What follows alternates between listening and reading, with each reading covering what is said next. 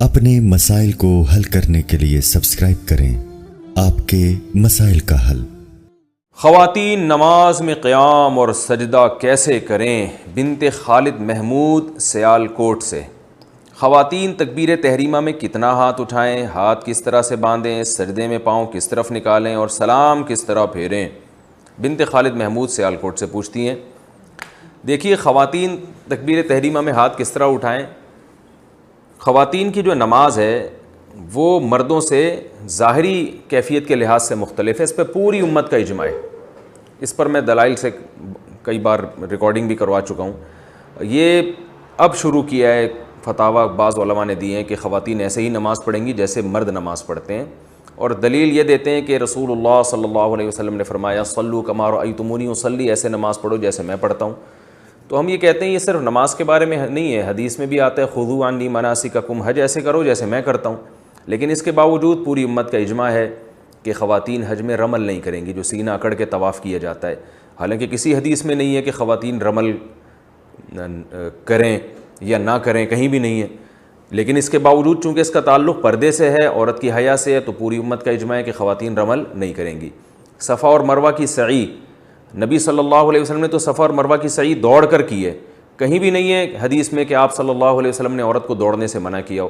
لیکن ہم اس کے باوجود تمام امت کے علماء، جس میں ہمارے اہل حدیث علماء بھی شامل ہیں، وہ سب عورت کو صفا اور مروہ میں دوڑنے سے منع کرتے ہیں۔ حالانکہ ہمارے پاس نبی صلی اللہ علیہ وسلم کا اس بارے میں کوئی بھی قول موجود نہیں ہے، لیکن پوری امت نے اجماع کیوں کیا کہ بھئی عورت کا تعلق حیا سے ہے اور عبادت میں حیا کا عنصر جھلکنا چاہیے۔ اسی وجہ سے پوری امت آج تک اس پر اتفاق رہا ہے کہ عورت دوڑے گی نہیں۔ اسی طرح لبیک آہستہ کہنا، تو حالانکہ رسول اللہ صلی اللہ علیہ وسلم نے تو لبیک زور سے کہا ہے، لیکن اور عورت کو کہیں بھی نہیں ہے حدیث میں کہ نبی نے زور سے لبیک کہنے سے منع کیا ہو، مگر پوری امت کا اجماع ہے کہ عورت آہستہ لبیک کہے گی، کیونکہ حج ایک عبادت ہے اور عبادت میں عورت کی حیا کا عنصر جھلکنا چاہیے۔ تو اسی بیسس پر امت کا اس پر بھی اجماع رہا ہے کہ اگرچہ حدیث میں صراحتاً نہیں ہے کہ عورت سمٹ کے نماز پڑھے، لیکن پوری امت کا اجماع رہا ہے کہ عورت سمٹ کے نماز پڑھے گی، مردوں کی طرح چوڑی ہو کے کشادہ ہو کے نماز نہیں پڑھے گی جیسے مرد سجدہ کرتے ہیں یا مرد رکوع کرتے ہیں۔ اس میں امام ابو حنیفہ، امام شافعی، امام احمد بن حنبل، امام احمد بن حنبل تو امام بخاری کے استاذ ہیں، حدیث کے بہت بڑے عالم ہیں، وہ تو یہاں تک بھی کہتے ہیں کہ عورت نماز میں تکبیر تحریمہ والا رفع الیدین ہی نہیں کرے گی تاکہ ہاتھ اٹھانا ہی نہ پڑے اس کو۔ تو اور امام شافعی سے بھی یہی منقول ہے کہ سمٹ کے نماز پڑھے گی۔ تو چاروں ائمہ سے منقول ہے، تابعین، تبع تابعین، اور آج تک امت کا اس پر اجماع چلا آ رہا ہے۔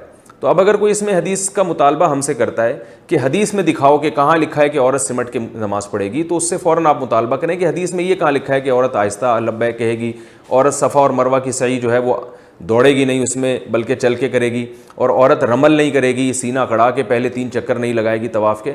تو جیسے وہاں حدیث نہیں ہے امت کا اجماع ہے، تو ایسے یہاں بھی حدیث نہیں ہے امت کا اجماع ہے۔ یعنی حدیث سے میری مراد قول رسول صلی اللہ علیہ وسلم۔ ہاں صحابہ تابعین کے آثار ہیں، وہ تو موجود ہیں ہمارے پاس۔ امام بخاری رحمہ اللہ نے صرف اسلاف میں صرف ایک خاتون کا تذکرہ کیا ہے کہ وہ مردوں کی طرح نماز پڑھا کرتی تھیں۔ تو اس سے صاف پتہ چلتا ہے کہ امام بخاری نے اسلاف کے جس دور کا تذکرہ کیا اس میں مردوں اور عورتوں کی نماز میں فرق مشہور تھا، تبھی تو امام بخاری کہہ رہے ہیں کہ فلاں خاتون مردوں کی طرح پڑھ رہی ہیں۔ تو پتہ چلا کہ اسلاف کے دور میں مردوں کی طرح نماز الگ تھی، عورتوں کی طرح الگ تھی۔ تو اس سے صاف پتہ چلتا ہے کہ ان عورت کے علاوہ جتنی عورتیں تھیں اسلاف میں، صحابہ اور تابعیہ، وہ ساری عورتوں کی طرح نماز پڑھ رہی تھیں۔ تو اس لیے امام بخاری نے صرف ایک خاتون کا تذکرہ کیا ہے، تو باقی تمام ان کے اپوزٹ چل رہی تھی اور وہ عورتوں کی طرح سمٹ کے نماز پڑھ رہی تھی۔ یہ وہ دلائل ہیں جن کا انتہائی احترام کے ساتھ اہل حدیث علماء کے انتہائی احترام کے ساتھ یہ وہ دلائل ہیں جن کا ہمیں اس جواب نہیں ملتا۔ تو اس لیے یہ پوری امت کا اجماع ہے کہ خواتین جو ہے وہ سمٹ کے نماز پڑھیں گی۔ بعض حضرات تو اس میں تشدد برتتے ہیں اور حنفیہ کو بہت لتاڑتے ہیں کہ انہوں نے حدیث کی مخالفت کی اور عورت کو حکم دیا ہے کہ وہ سمٹ کے نماز پڑھے، حدیث کی مخالفت کی ہے۔ لیکن عجیب بات ہے کہ یہی حضرات امام احمد بن حنبل پہ کیوں اعتراض نہیں کرتے، یہ حضرات امام شافعی پہ کیوں اعتراض نہیں کرتے؟ امام احمد بن حنبل اور امام شافعی تو یہ حدیث اپنی مسند میں لے کر آئے ہیں کہ صلوا کما رأیتمونی اصلی، ایسے نماز پڑھو جیسے میں پڑھتا ہوں، اس کے باوجود اس کے خلاف فتویٰ دے رہے ہیں، اس لیے کہ انہوں نے اپنے زمانے میں دیکھا ہے، پوری امت کو ایک تواتر سے ایک عمل کرتے ہوئے دیکھا ہے۔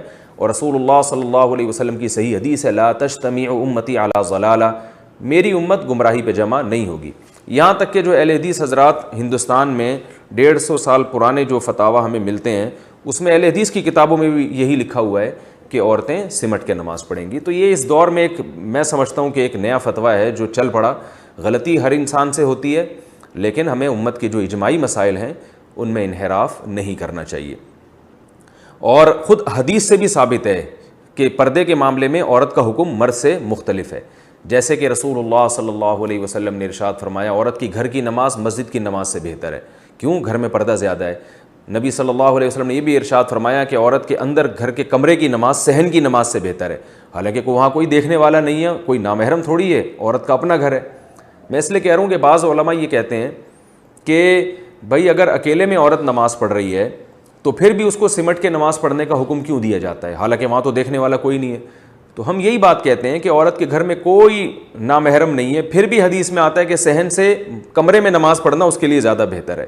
تو اس سے صاف پتہ چلتا ہے کہ عورت کی نماز میں حیا کا عنصر جھلکنا چاہیے اور یہ ظاہر ہونا چاہیے کہ یہ عورت ہے. حدیث میں یہ بھی آتا ہے, آپ صلی اللہ علیہ وسلم نے فرمایا التسبیح للرجال والتصفیق للنساء.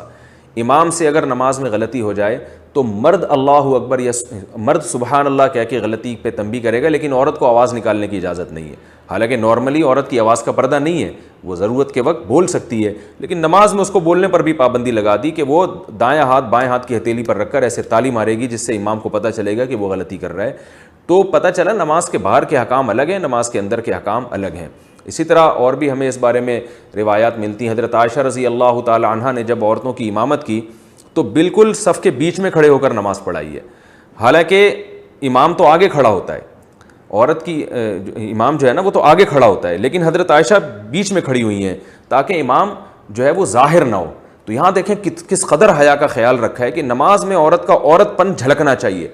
اسی طرح ہم دیکھتے ہیں کہ نماز میں عورت مردوں کی امامت نہیں کر سکتی, آگے نہیں کھڑی ہو سکتی.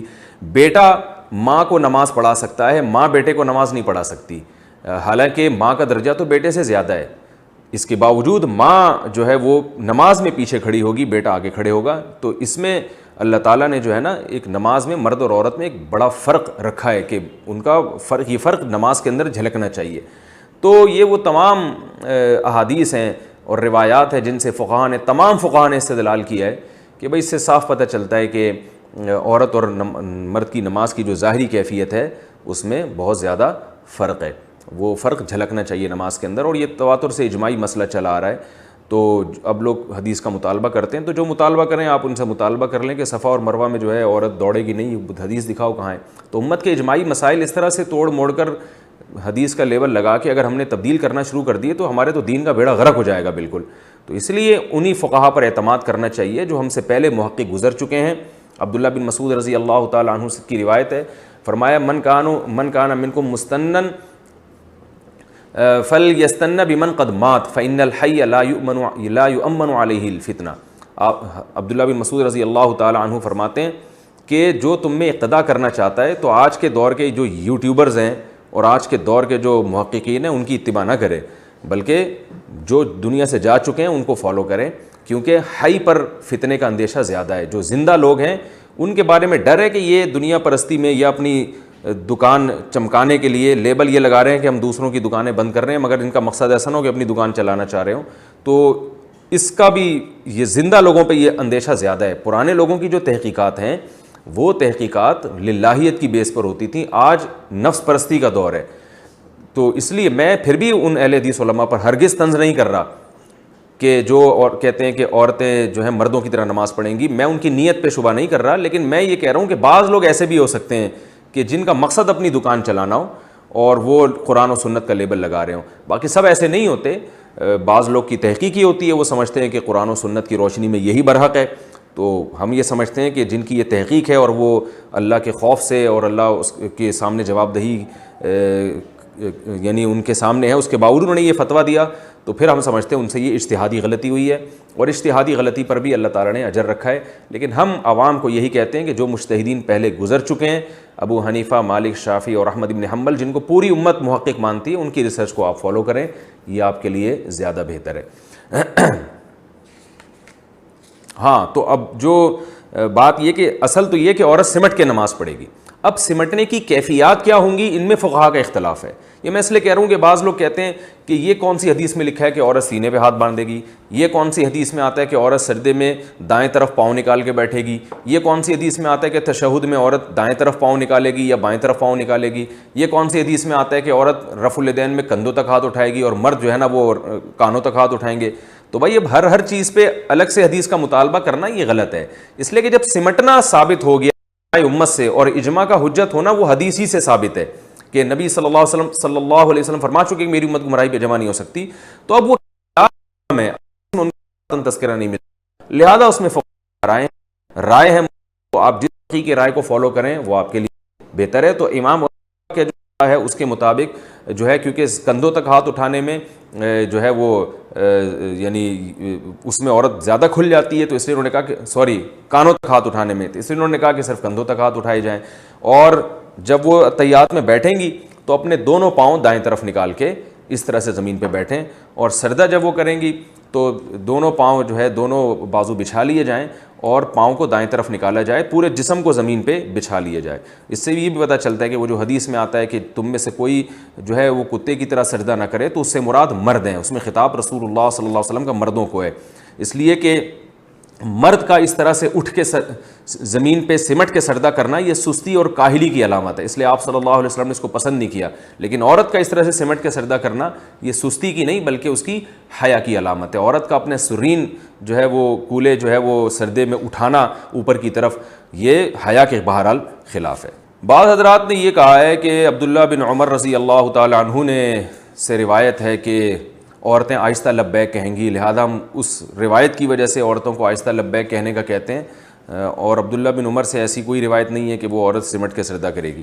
تو یہ یاد رکھیں عبداللہ بن عمر کی جو روایت جو بھی پیش کرے تو یہ ابن جریج مشہور مدلس ہے، ان کی مدلس روایت ہے، لہذا یہ روایت ضعیف ہے. پہلی بات تو یہ. دوسری بات یہ کہ اگر آپ قول رسول نہیں پیش کر سکتے تو پھر اسلاف کے اقوال تو ہمارے پاس بھی ہیں جس میں عورت کو سمٹ کے سجدہ کرنے کا حکم دیا گیا ہے، جیسے ابراہیم نخعی رحمہ اللہ تعالیٰ. اچھا، ابراہیم نخعی رحمہ اللہ سے ایک روایت یہ بھی ہے کہ عورت اور مرد کی نماز میں کوئی فرق نہیں ہے، اور ایک روایت یہ بھی ہے کہ عورت نماز میں سمٹے گی.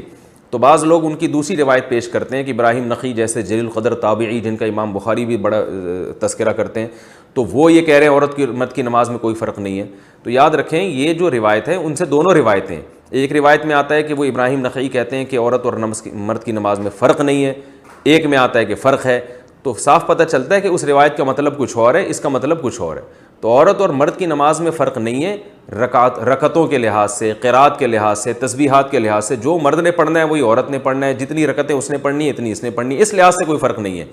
اور دوسری جو ابراہیم نخعی سے روایت ہے جس میں آتا ہے کہ فرق ہے، اس سے مراد ہے کہ ظاہری کیفیت کے لحاظ سے فرق ہے. میں اس لیے کہہ رہا ہوں ایسا نہ ہو کوئی ابراہیم نخعی سے وہ روایت پیش کر کے آپ اس سے متاثر ہوں اور کہیں کہ اچھا بھئی یہ تو ہمیں ان سے بھی ایک اسلاف کا قول مل گیا. تو ایسا نہیں ہے، اس قول کی کیا حقیقت ہے وہ میں نے آپ کو بتا دی.